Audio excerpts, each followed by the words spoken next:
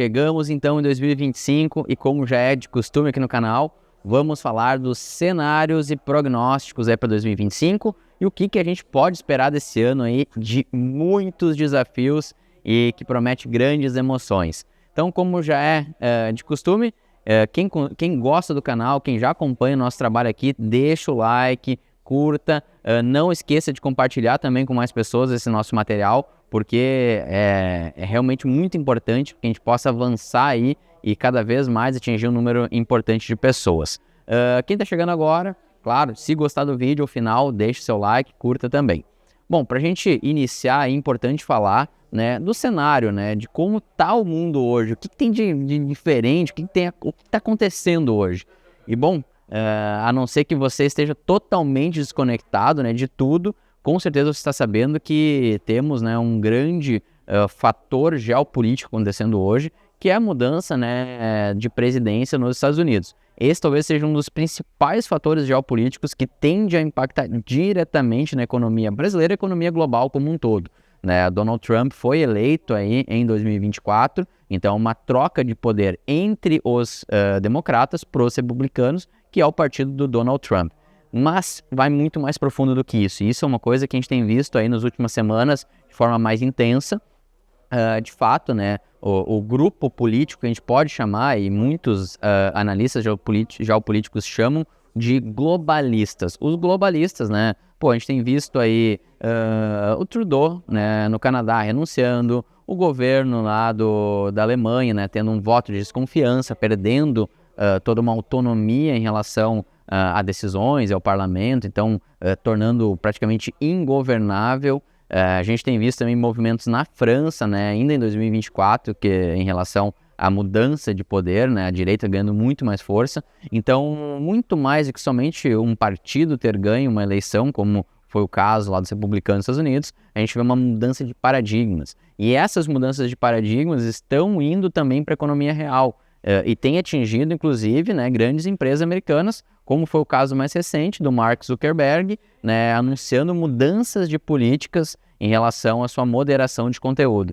E isso aí teve um impacto muito grande também, né, em relação à visão política global, porque mostrou que grandes empresas como o Twitter, né, o agora atual X, né, o antigo Twitter, o Facebook, alguns players muito relevantes abandonando políticas conhecidamente alinhadas com esse grupo globalista, que são aquelas políticas DEI, né, que são as políticas de inclusão. Grandes empresas estão abandonando, inclusive a própria Microsoft já abandonou esse tipo, né, de política interna. Então a gente vê sim, né, uma mudança de paradigma aí global em linha, né, com o que está acontecendo nos Estados Unidos. Bom, por que eu iniciei por esse ponto? Porque isso vai dar, né, o tom, vai dar todo o driver aí de relações econômicas, relações políticas de muitos países, inclusive do Brasil, em relação aos Estados Unidos. Esse novo governo, o governo Donald Trump, vem com uma característica muito diferente do primeiro, uma característica muito mais consolidadora e até expansionista, né, visando aí agregar territórios. Ele está, cada dia que passa, aumentando o tom em relação a anexar o Canadá, fazer um movimento de anexação da Groenlândia, também que são os dois principais territórios, endurecer o jogo em relação ao narcotráfico mexicano e uma série de outras questões, né? Então, o Trump realmente vem com uma política externa muito, muito mais dura do que ele tinha anteriormente. E como, né, um dos integrantes é o próprio Elon Musk, um dos integrantes do governo é o Elon Musk, e tem essa rixa, esse problema, podemos dar diversos nomes para essa rusga que está tendo entre a liberdade de expressão pelo lado do Elon Musk e a moderação, as políticas de controle, muito mais pelo lado do judiciário brasileiro. Bom, tendo isso como pano de fundo, entende-se que Donald Trump e todo o governo americano irá aumentar, né, esse aperto em relação às políticas de liberdade de expressão, olhando para o Brasil. Isso pode refletir, né, por isso que eu comecei por esse lado, em uma série de questões, como até mesmo, em última instância, alguns tipos aí de sanções em relação ao Brasil, o que seria extremamente destrutivo para a nossa economia.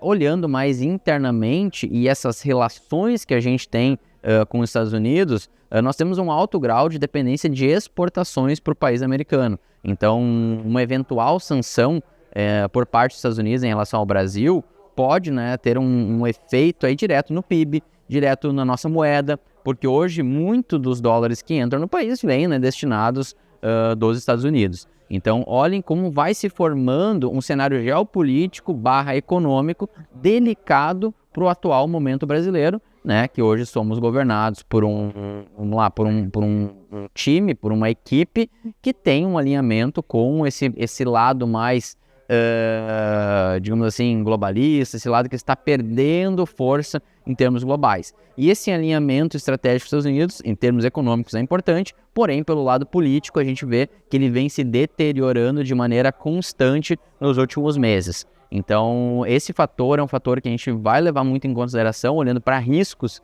em 2025, e começamos a olhar agora internamente, né, para o fator fiscal, que é um fator que foi o grande calo de 2024. Então, a gente viu 2024 até ali, vamos pegar até outubro, numa certa linearidade, apesar da taxa de juros já estar subindo, mas com algum grau de previsibilidade, uma moeda razoavelmente ainda estável, e a partir, né, de que o mercado, vamos usar o termo aqui, o mercado, mas seria mais amplo do que isso, percebeu, né, que de fato o governo não estava com um compromisso real com as questões fiscais, a gente viu uma deterioração muito rápida, tanto na nossa curva de juros, quanto também na nossa moeda, né, em relação ao dólar. Então, isso aí foi um fator muito preponderante para um final de ano muito tenso, muito volátil, né, em termos aí de ativos e em termos de economia brasileira. Apesar de que, né, por dados oficiais, a nossa economia cresceu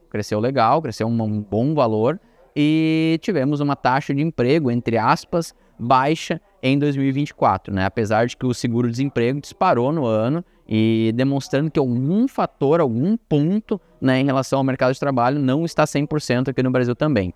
Pegando essa sopa aí que a gente teve de risco fiscal, desancoragem do valor do dólar e uma alta expectativa em relação à inflação e também a taxa de juros para 2025, a gente começa o ano com uma incógnita impressionante na nossa cabeça, que é a questão de como vai ser a primeira reunião de Gabriel Galípolo, né, o novo presidente do Banco Central brasileiro, que tem aí a missão de controlar e apaziguar muito do que bagunçou no final do ano ali em termos econômicos aqui no Brasil, né? Botando, né, quase que um peso extra em relação ao fiscal, porque ele mesmo disse que começa pelo fiscal, que a gente tem que ter ajustes, e o ajuste proposto pelo governo no final do ano foi insuficiente. O mercado não comprou a ideia e, de fato, foi insuficiente. A gente não viu efeitos práticos e nem verá efeitos práticos tão cedo em relação àquele pacote de cortes de gastos. O próprio governo, juntamente com o ministro Haddad, prometeu mais cortes de gastos aí ao longo de 2025, o que é muito vago, né? Porque o antes, né, disso, né, o anterior, o corte de gastos anterior, que é esse pacote que teve que ser aprovado pelo Congresso e toda uma movimentação que muito mais foi aumento de juros do que aumento de impostos do que propriamente corte de gastos, né? O que na verdade não é um ajuste fiscal. E a gente viu, né, isso aí novamente agora em discursos muito vagos, né, mostrando que a gente vai fazer 2025, a gente tem que olhar para o fiscal e nós estamos comprometidos, e o mesmo discurso que lá atrás não deu em nada. Então, o Gabriel Galípolo começa o ano com uma pressão muito grande nas costas de subir juros. O mercado espera isso, as curvas de juros estão precificando isso, mas quem botou ele lá, que é o atual presidente Lula, deixou muito claro, e a semana ele falou novamente, que a taxa de juros brasileira está alta demais e está aí prejudicando a economia brasileira. Então, isso é uma dicotomia entre os discursos, né? O Banco Central, o próprio Gabriel Galípolo, tendo um discurso muito, vou dizer, coeso em relação à atual trajetória, à necessidade de uma alta de juros, enquanto o governo, né, o próprio Lula, falando que espera, né, que essa taxa de juros caia. Ele não falou que vai cair agora, que ele espera um corte no primeiro momento, mas ele já deixou claro que ele quer uma taxa de juros mais baixa para o Brasil nos próximos meses e quiçá no ano. Então, esse ponto é o grande ponto de inflexão. Qual vai ser o guidance, qual vai ser a direção que essa próxima reunião do Banco Central vai dar em relação à política monetária no Brasil? Dia 29 agora de janeiro é a data, digamos assim, crítica para essa informação. Então vamos ver o que a gente pode, né, esperar dessa nova gestão do Banco Central, que vai perdurar por durante 4 anos, né? Lembrando que o mandato e a autonomia do Banco Central ela é de 4 em 4 anos, então Gabriel Galípolo aí tem uma missão bem árdua e longa pela frente, que é botar a política monetária brasileira nos trilhos. Então trago, né, esse grande ponto de inflexão. Janeiro é um mês que começa muito agitado. Temos, né, 2 datas extremamente relevantes, que é essa questão da posse do Donald Trump, né, ali no dia 20, e também, né, o Copom no dia 29. Então, são 2 datas que vão ser muito críticas para o nosso mês aí de janeiro. Além de que a gente pode botar mais uma pitadinha, que é a posse aí, entre aspas, do futuro presidente venezuelano. Agora eu vou deixar em aberto quem vai ser, porque tanto a oposição quanto o Maduro dizem que vão assumir aí agora em 2025 no governo venezuelano. Então a posse é no dia 10, então a gente está aí em vias e vamos ver quem vai ser o presidente que de fato vai assumir lá. Claro que geopoliticamente falando, a Venezuela é muito pequena, é irrelevante, dá para se dizer. Mas regionalmente, aqui para a América Latina, uma troca de governo seria muito relevante e bota mais pressão ainda naquela sopa geopolítica e econômica que eu comentei. Porque é de fato a direita e essa linha mais alinhada com o governo Trump. Aí a gente já tem, né, o próprio Javier Milei dando um show, realmente fazendo um 2024 incrível na Argentina, superando, acho que qualquer expectativa. Eu, particularmente, tinha boas expectativas em relação ao governo do Javier Milei em 2024, e ele conseguiu superar praticamente todas as expectativas que eu tinha. Então esses exemplos e esses cenários vão se acumulando, colocando ainda mais pressão, né, na política econômica, fiscal e também aí, a própria economia real brasileira, né, mostrando o caminho, né, através do nosso vizinho, que é a Argentina, e quiçá, né, a Venezuela aí esse ano, se houver alguma novidade muito fora da curva em relação à posse aí do dia 10. Outro ponto, né, agora trazendo para a linha mais dos ativos, o que esperar, né, como tanto a curva de juros quanto os ativos de renda variável aqui no Brasil estão extremamente voláteis, o investidor como um todo, ele deve, né, e é o que se espera num cenário como esse, buscar mais proteção. A gente tem visto muitos movimentos, né, de grandes players, né, indo, né, para uma linha de rebaixar tanto a nota de crédito quanto a expectativa, a perspectiva para a Bolsa Brasileira em 2025, e isso tem um impacto, né, em termos de preço, porém a Bolsa Brasileira, ela, de fato, ela está muito barata. Olhando historicamente, em termos de patamares, a Bolsa Brasileira ela ficou muito barata. E uma melhora, qualquer melhora nesse cenário geopolítico econômico que a gente está comentando aqui, que hoje é desafiador, hoje está difícil, hoje tem muitos desafios a serem superados, mas qualquer melhora pode trazer aí uma recuperação muito forte para a Bolsa Brasileira também, tá? Mas o cenário hoje é um cenário de pessimismo.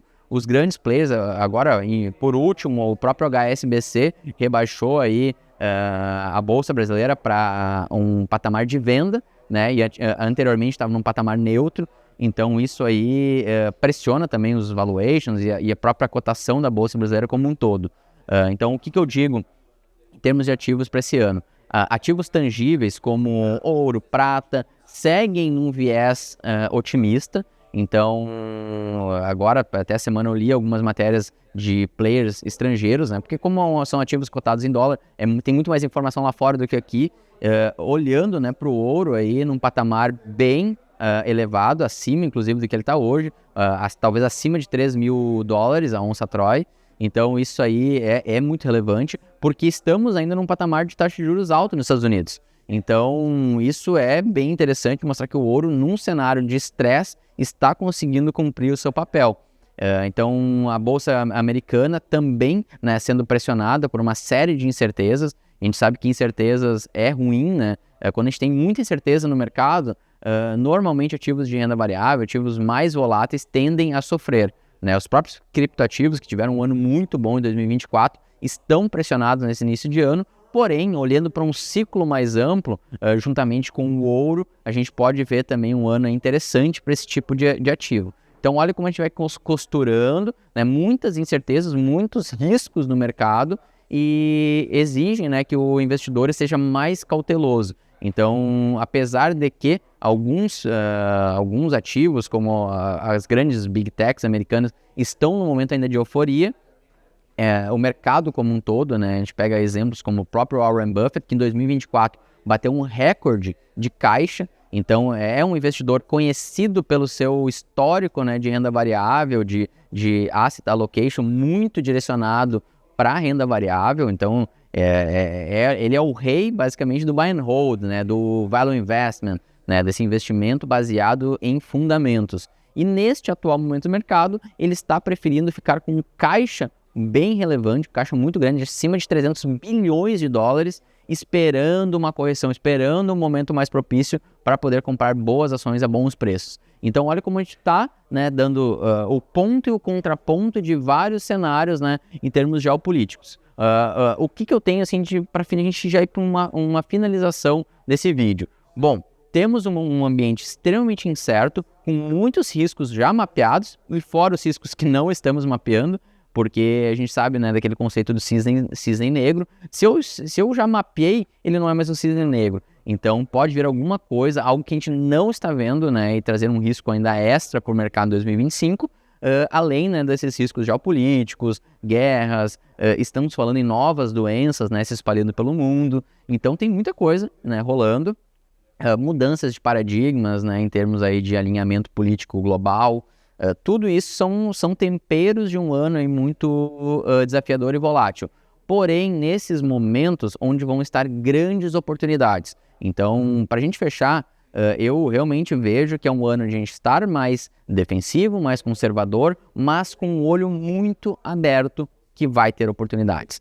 E, obviamente, né, pessoal, quem nos acompanha aqui pode, né, contar com toda a equipe da Vinci Capital, com os nossos assessores altamente capacitados, para ajudar, né, dentro dessas estratégias, desse momento, né, digamos assim, peculiar de alocação, para fazer as melhores escolhas para cada perfil de investidor. Então, eu desejo a todos que 2025 seja um ano de muitas conquistas, muitas alegrias e muita rentabilidade na sua carteira. Então, a gente vai estar, obviamente, como sempre, fazendo as nossas calls semanais, né, toda segunda-feira. Agora, já na próxima segunda-feira, a gente já vai ter a nossa primeira call de 2025. E semanalmente aí vamos acompanhar os desfechos e ver o que dessa conversa aqui de início de ano se manifesta, se concretiza e com certeza a gente vai estar relembrando algumas dessas frases aí que a gente falou hoje ao longo do ano aí, que promete grandes emoções. Então espero todos segunda-feira, pessoal. Grande abraço e nos vemos logo mais.